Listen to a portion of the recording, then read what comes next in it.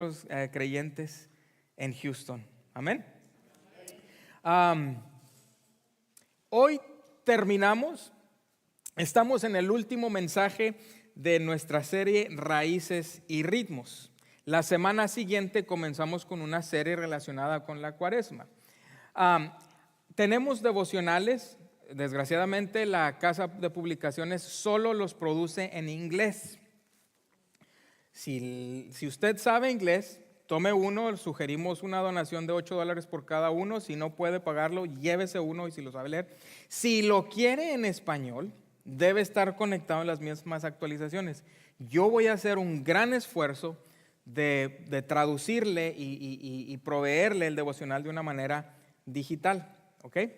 Pero tiene que estar conectado y juntos de aquí al domingo de resurrección vamos a estar unidos toda la iglesia en un devocional diario y en oración diaria hasta que lleguemos. Entonces hoy culminamos con Raíces y Ritmos. La semana pasada vimos una de las dos parábolas sobre oración que solo se encuentran en el Evangelio según San Lucas. Las parábolas ambas hablan de la oración y ambas tienen esa temática y tienen algunas diferencias que yo creo que son importantes que comprendamos. Para empezar, las dos parábolas tienen una audiencia distinta. La parábola inicial en el capítulo 18 dice que Jesús le contó a sus discípulos. ¿Jesús le contó a quién? A sus discípulos. Una parábola para mostrarles que debían de orar de vez en cuando, que debían de orar siempre y no desanimarse, nunca rendirse, no darse por vencido. Ahora Jesús contó esta parábola a sus seguidores, a sus cercanos, porque ya lo había mencionado de hecho antes. Por ejemplo, nosotros estamos familiarizados con ese versículo en Juan 16:33, donde Jesús les dice: les digo estas cosas para que en mí encuentren paz. En este mundo enfrentarán aflicciones, pero tomen ánimo, anímense, porque yo ya he vencido al mundo. Jesús les recuerda esto después de explicarles que ellos se iban a dispersar, que les iba a entrar temor cuando a Él se lo llevaran a la cruz, que lo iban a dejar solo. Pero el recordatorio no era solo para esos seguidores cercanos, sino para aquellos discípulos a los que Lucas les escribe años después. Es decir, Lucas escribe para animar a aquellos seguidores de Jesús del futuro. Y sí, eso nos incluye a usted y a mí. Debiéramos de orar siempre y no desanimarnos. Entonces, la primera parábola Jesús se la cuenta a sus discípulos. La segunda parábola se dirige a un grupo interesante. Lea conmigo en Lucas capítulo 18, versículo 9. Dice: a algunos que, confiando en sí mismos, se creían justos y que despreciaban a los demás, Jesús les contó esta parábola. ¿A quién les cuenta la parábola la primera vez? A los discípulos, o en la primera parábola. La segunda parábola se la cuenta ¿a quiénes? A aquellos que confiaban en sí mismos, que se creían justos, y no solo eso, sino que despreciaban a los demás. La parábola inicia así, dice: dos hombres subieron al templo a orar, uno era fariseo y el otro era recaudador de impuestos. Este es el mismo tipo de personas. La parábola a la que está dirigida a aquellos que creían que eran justos. Este grupo de personas eran los mismos a los que Jesús ya les había hablado desde el capítulo 16. En el capítulo 16, en una ocasión le dice Él a estos religiosos, les dice: ustedes se las dan de justos delante de la gente, pero Jesús les dice: pero Dios conoce sus corazones. Lo que la gente tiene en alta estima, dice Jesús, es detestable delante de Dios. Dios ve el corazón. No que las obras no importen, pero el corazón importa más que las obras. Me recuerda la historia de David. Recuerda cuando el profeta Samuel va en busca del siguiente rey y le traen a todos, a la familia, a los hijos, y él empieza a ver uno tras otro y ve a unos fornidos altos, y el Señor le dice a Samuel en primera de Samuel 16, capítulo 16, usted encuentra toda la narrativa, le dice: Samuel, no te dejes impresionar por su apariencia ni por su estatura, dice, pues yo lo he rechazado. Y Dios añade cuando le dice a Samuel, fíjate, Samuel le dice, la gente se fija en las apariencias, pero yo, le dice Dios, yo me fijo en el corazón. Ahora, ¿por qué incluiría Lucas esta parábola en su relato? Lucas, si usted está familiarizado con los evangelios, Mateo, Marcos, Lucas, Juan, los cuatro tienen una diferente audiencia en mente. No la historia en sí, sino el relato que Lucas escribe. Lucas escribió a una audiencia no judía, es decir, a una audiencia gentil, pero incluye la parábola que fue predicada o contada a líderes religiosos. Es decir, en nuestra búsqueda de Dios es un peligro a veces el volvernos religiosos y que aparentemos ser algo que no somos. Tal vez Jesús, cuando Él cuenta la parábola a aquellos que se creían justos por sí mismos, tal vez Jesús sabía que el corazón humano tiende a endurecerse fácilmente. Tal vez Él sabía que hay un espíritu religioso que a veces endurece el corazón, y sí pasaría y sucedería incluso justo después de la resurrección. Y lo que debiéramos saber, iglesia, es que esto aún sucede el día de hoy. ¿Sabe? Estas personas confiaban en sí mismas como si ellas fueran justas. Era un contraste en la audiencia en estas dos parábolas, los discípulos y aquellos que parecen discípulos pero no lo son, aquellos que confían en sí mismos. Pero la parábola no solo tiene diferente audiencia, las parábolas también son un tanto distintas. Veamos y volvemos a recordar la primera parábola. En la primera parábola, usted recordará, encontramos a un juez que no tenía temor de Dios y que no le importaba lo que la gente pensara de él. Es decir, no solo no necesito de Dios, sino no necesito ayuda de nadie y no me importa lo que piensen. La parábola también incluía a una viuda que era persistente, que era terca, se diría nuestro día, y ella necesitaba justicia, y debido a su insistencia el juez finalmente como que se cansa y dice: esta viuda no deja de molestarme, así que le haré justicia. La lección la semana pasada era que Dios no se parece nada a este juez, es un contraste. Se suponía que el juez no le daría justicia, pero Dios, a diferencia del juez, hará justicia a sus elegidos. Pero luego Jesús no enfatiza tanto en sí la historia, sino el llamado a la fidelidad a Dios, porque al final de contar la primer parábola, Jesús voltea a ver a todos y les dice: y cuando venga el Hijo del Hombre, ¿acaso Él encontrará fe en la tierra? Así que entonces en la primera parábola tenemos al juez, a la viuda y a Dios. Los personajes de la segunda parábola son un fariseo y un recaudador de impuestos. Ambos suben al templo a orar y Jesús entra en detalles sobre su oración. Ahora, hay detalles muy importantes y algo que no quiero que perdamos es la apariencia, porque nosotros, como ya estamos años después y hemos leído las historias muchas veces, a veces no vemos lo que está debajo de la superficie y hay algo más profundo. Hay expectativas a veces ya hechas cuando leemos el texto. La semana pasada les contaba acerca de expectativas y les platiqué en secreto y se quedó aquí. Espero que traté de hacer unas costillas de puerco y se me salaron. ¿Ah? ¿Cuántos se acuerdan? Bueno, hoy olvídenlo, ¿ok? No, hombre, le cuento, a los pocos días yo me jacto de hacer un buen salmón. Me queda rico. Yo culpo a Norma por hacerme comprar diferentes salmones esta vez, pero fui yo. Me volvió a quedar salado, por eso ni foto le puse. Por favor, no hable de eso cuando se acabe el servicio. Ayer andábamos fuera y mandé un texto en nuestro grupo de familia y les dije: ¿quieren que les haga unas hamburguesas o unas costillas? Norma y yo andábamos fuera, los hijos andaban aparte y Esteban, déjame leer, para no exagerar, casi me hacen llorar. Me llega el mensaje de Jimena, me dice, definitivamente costillas no, hamburguesas. Y luego después me llega el mensaje de ella, dice, fue Esteban el que escribió eso, no yo.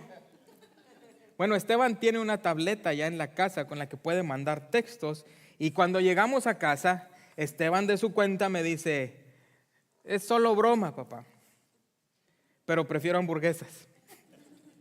O sea, la sinceridad, ¿verdad? Y me pregunto yo si a veces hemos dejado de ser sinceros con Dios. ¿Me entiende? O sea, a veces como si pudiéramos aparentar delante de Él. Delante de los demás sí podemos, pero delante de Dios, Dios ni siquiera ve nuestro esfuerzo, Él ve nuestro corazón.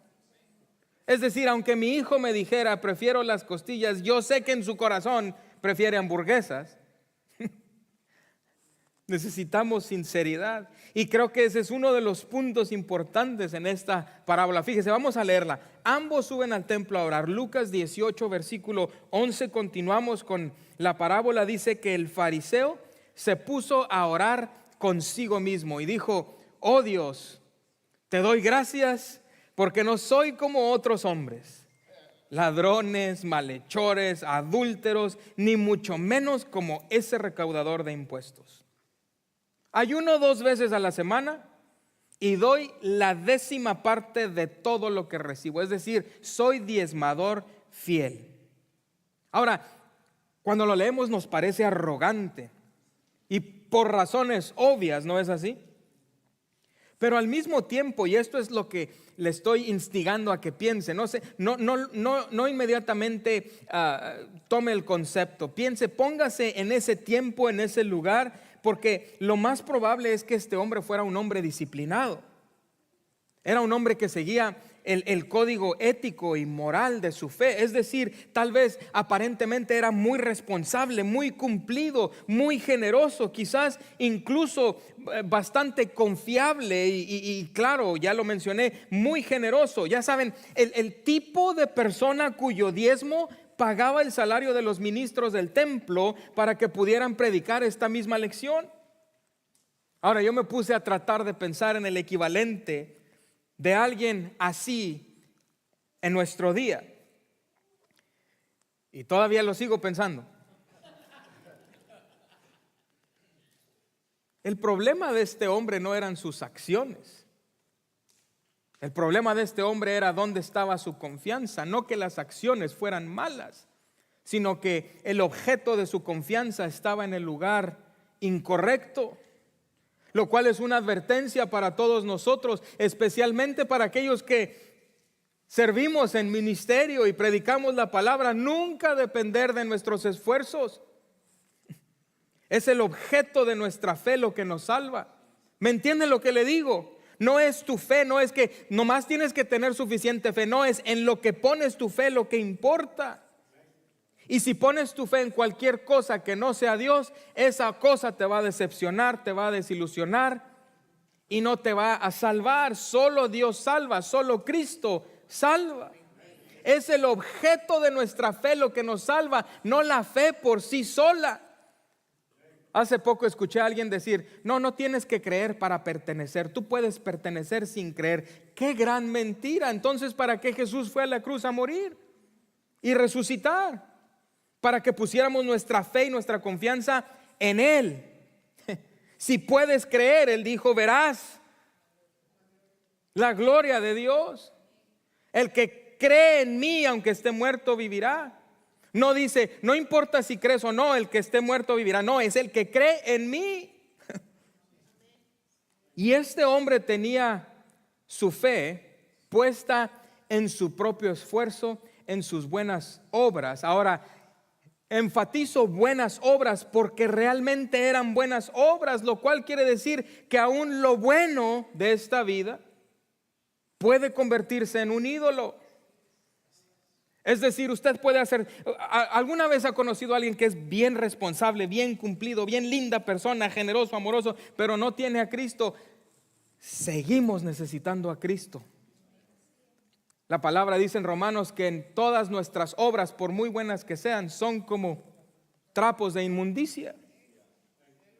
Ahora miramos esta historia y debido al contexto que tenemos, identificamos al fariseo en la Escritura y a los falsos líderes religiosos. Pero este tipo de personas, y esto es lo que es peligroso, este tipo de religiosidad tiende a camuflajearse, tiende a como que parecer bueno, como que es difícil identificarlo. Mi oración es que Dios nos ayude a tener una conciencia limpia. Oiga, porque podemos aparentar ante los demás. Y el peligro más grande es aparentar ante nosotros mismos cuando estamos constantemente viendo qué tan buenos somos en lugar de ver en la palabra como un espejo lo que nos falta para llegar a la santidad a la que Él nos llama a vivir. Es un peligro. Debemos poner nuestra plena confianza en Dios y en lo que Él ha hecho por nosotros. Entonces el primer personaje de la parábola es el fariseo. Luego tenemos al recaudador de impuestos. Imagínense la audiencia de Jesús al él contar esta palabra, al él contar esta parábola, se me trabaron las R's, y escuchan acerca del recaudador de impuestos. Eso debió ser un shock completo para todos, porque si había alguien que probablemente no sería justificado dentro de la comunidad del judaísmo, era el recaudador de impuestos. Fíjese bien, para empezar, los recaudadores de impuestos trabajaban para un gobierno extranjero.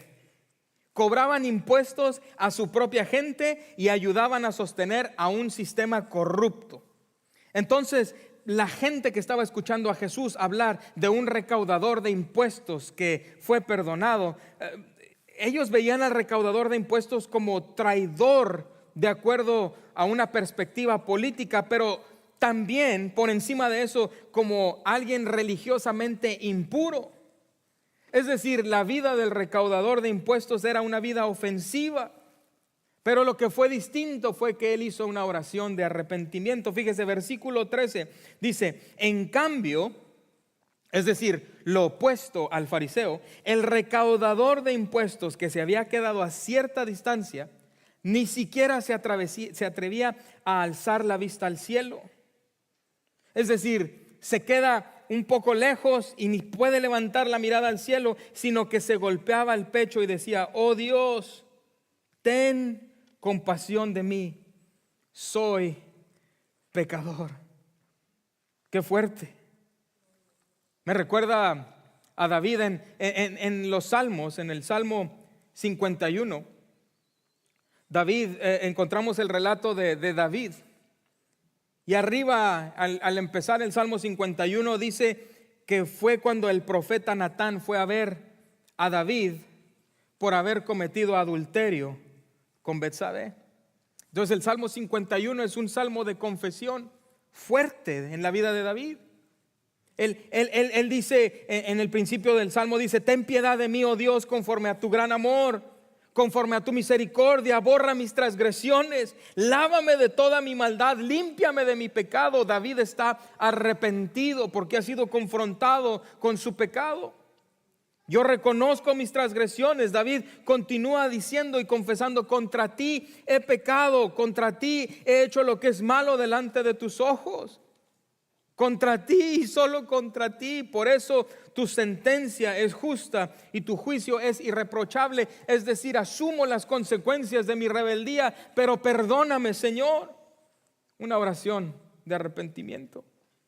En el Nuevo Testamento se nos invita a practicar una vida de arrepentimiento diariamente, no que todos los días te arrepientas de lo mismo, espero, sino que conforme conoces más de Dios, más te das cuenta del perdón que necesitas. Oiga, a veces cargamos con heridas del pasado, con resentimiento, con enojo, con envidia.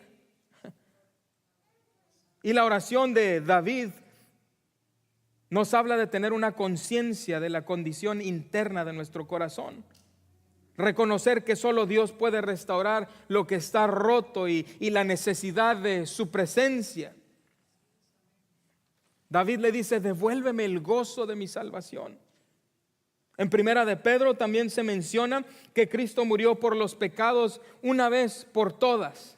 El justo murió por los injustos a fin de llevarlos a una relación íntima con Dios. Y en Primera de Pedro, usted lo puede leer después en el capítulo 3. Hay una sección donde Pedro habla del bautismo y habla de Noé, de que solo 8 fueron salvos y que se salvaron mediante el agua, dice Pedro, y dice Pedro, y simboliza el bautismo que ahora los salva también a ustedes. Pero Pedro dice: el bautismo no consiste en la limpieza del cuerpo, sino en el compromiso de tener una buena conciencia delante de Dios. Es decir, necesitamos tener una conciencia limpia delante de Dios. En Primera de Timoteo, le escribe Pablo a Timoteo en el capítulo 1, versículo 5: debes hacerlo así para que el amor brote de un corazón limpio, le dice, de una buena conciencia, de una fe sincera. Es decir, no es lo que aparenta, sino lo que hay en tu corazón. Y sí, de la abundancia del corazón habla la boca, o sea, es circular. O sea que yo puedo aparentar y no tener el corazón, pero no es posible tener el corazón y no enseñar lo que hay en el corazón. Jesús termina su parábola con lo siguiente. Él dice: les digo que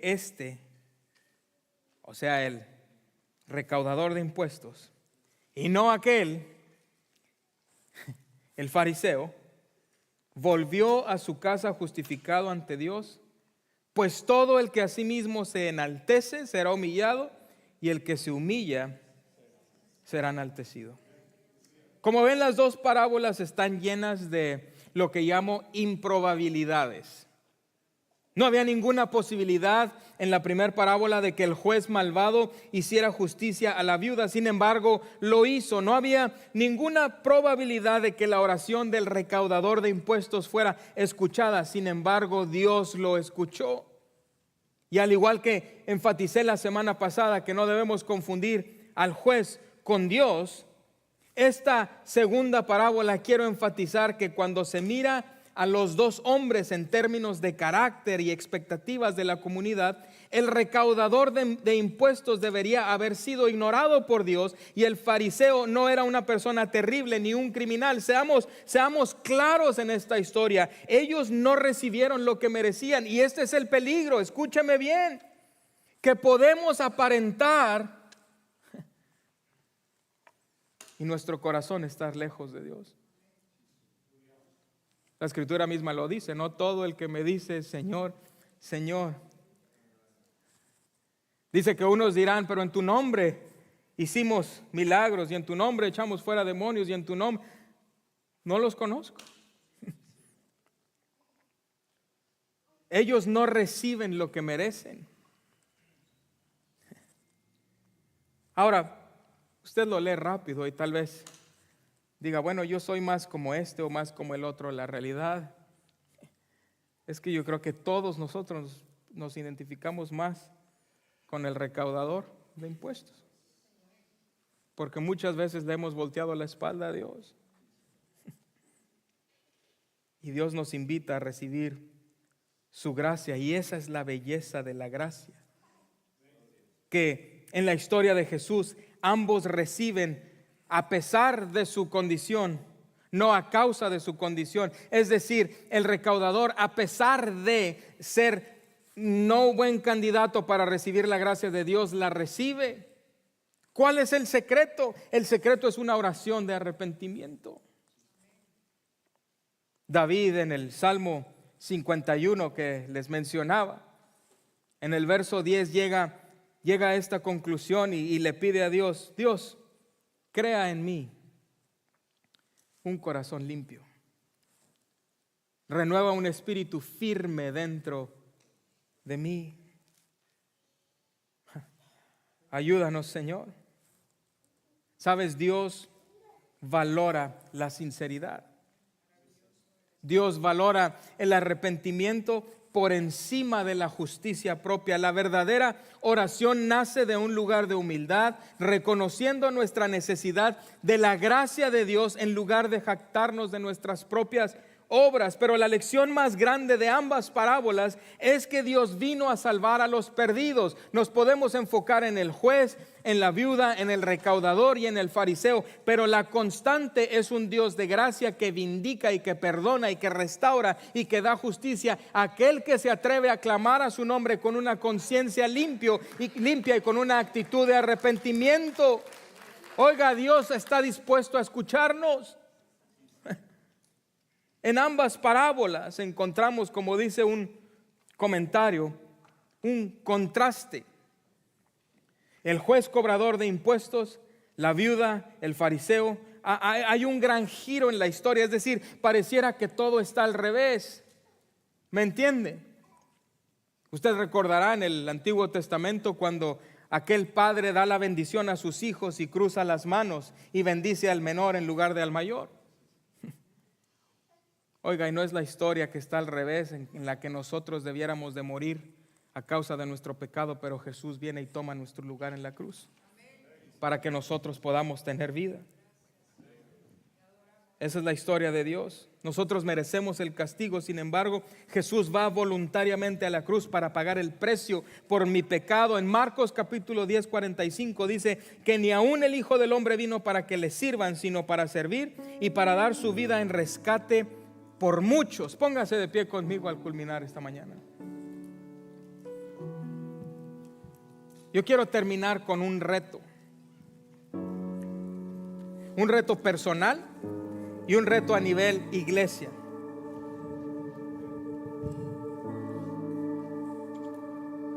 Y termino con unas preguntas y un versículo.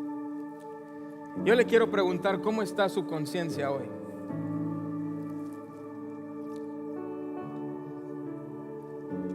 ¿Cómo está su conciencia hoy? Y la siguiente pregunta es, ¿dónde está su confianza? ¿Dónde está su fe?